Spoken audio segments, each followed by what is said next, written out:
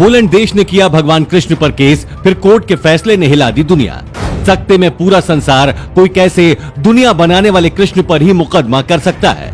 दोस्तों, आखिर कौन सा है वो देश और किसने किया था भगवान श्री कृष्ण पर मुकदमा? आखिर क्या हुआ था जब कोर्ट में हुई इस मुकदमे की सुनवाई के दौरान भगवान की तरफ से कौन कोर्ट में हाजिर हुआ और आखिर जब इसका फैसला आया तो कैसे एक देश के साथ पूरी दुनिया हिल गई, जानेंगे आज के इस वीडियो में। तो कहीं मत जाइए और बने रहिए हमारे साथ वीडियो के अंत तक। उससे पहले एक छोटा सा निवेदन है कि कमेंट बॉक्स में जय श्री कृष्ण अवश्य लिखें। दोस्तों, आप सब इंटरनेशनल सोसाइटी फॉर कृष्णा यानी इस्कॉन के विषय में तो अच्छी तरह जानते होंगे। इसे दुनिया भर में इस्कॉन ही कहा जाता है। ये बात उन दिनों की है जब यूरोपीय देशों में इस्कॉन के जरिए हिंदू धर्म का प्रभाव काफी तेजी से फैल रहा था। उन दिनों अमेरिका, रूस, ऑस्ट्रेलिया सहित तमाम बड़े देशों में नागरिक रोजाना हजारों की तादाद में इस्कॉन संस्था से जुड़कर हिंदू धर्म अपना रहे थे।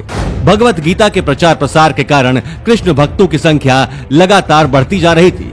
विदेशी सड़कों पर मृदंग और हारमोनियम पर हरे कृष्ण नाम संकीर्तन में लोग स्वतः ही शामिल होकर नाचने लगते थे। ईसाई, यहूदी, मुस्लिम तमाम लोग धर्म छोड़ रहे थे। ये सब देखकर कट्टरपंथियों के सीने पर सांप लौटने लगे।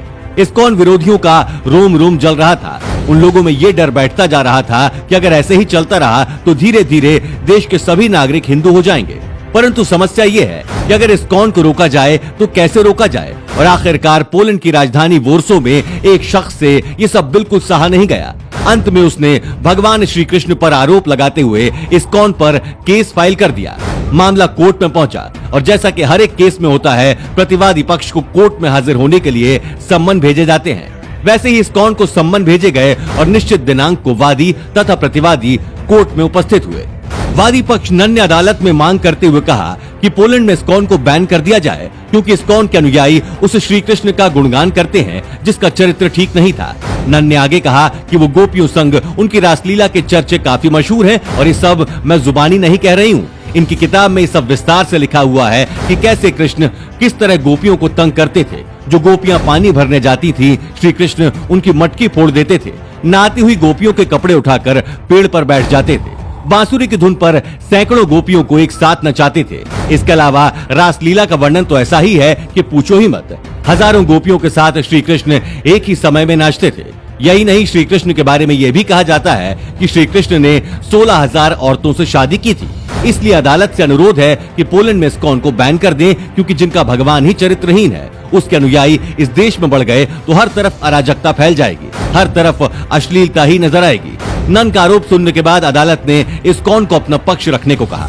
तब इस्कॉन के एक विद्वान ने अदालत से विनती करते हुए कहा कि माय लॉर्ड, मैं ज्यादा कुछ नहीं कह रहा। आप इस नन से शपथ को दोहराने के लिए कहें जो शपथ इन्होंने नन बनते समय ली थी। इस बात पर जज ने उस शपथ को तेज आवाज में बोलने के लिए कहा, परंतु नन कुछ नहीं बोली, वो चुपचाप खड़ी रही।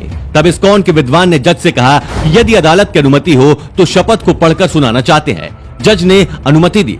इसके बाद उस व्यक्ति ने सबके सामने जोर जोर से पढ़कर उस शपथ को सुनाया जिसमें साफ साफ लिखा था कि नन बनने वाली हर एक स्त्री नन बनते समय ये शपथ लेती है कि जीसस क्राइस्ट ही उसके पति हैं और वो आजीवन उनकी पत्नी बनकर रहेंगी। उसने आगे कहा कि मिलॉर्ड, इस तरह से देखा जाए तो पूरी दुनिया में 10 करोड़ से अधिक नन हैं जो कि जीसस क्राइस्ट की विवाहिता पत्नी है। और जहां तक कि श्री कृष्ण की 16,000 पत्नियों की बात है तो इसके विषय में इतिहास है कि भौमसुर नामक असुर ने अमर होने के लिए 16,000 कन्याओं को बलि हेतु बंदी बनाया हुआ था।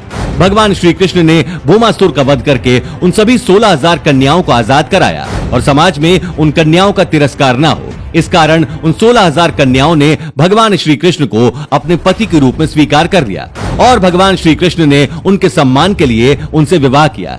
ऐसे में अब कोर्ट तय करे कि भगवान कृष्ण और जीसस क्राइस्ट किसका चरित्र ठीक नहीं है। इस बात को सुनकर कोर्ट रूम तालियों से गूंज उठा और हरे कृष्णा के जयकारे लगने लगे और ये केस उसी वक्त खारिज हो गया। तो दोस्तों, भगवान कृष्ण पर निराधार सवाल उठाने वालों को आप क्या संदेश देना चाहेंगे, हमें कमेंट में लिखकर बताएं। साथ ही इस वीडियो को शेयर जरूर करें। धन्यवाद।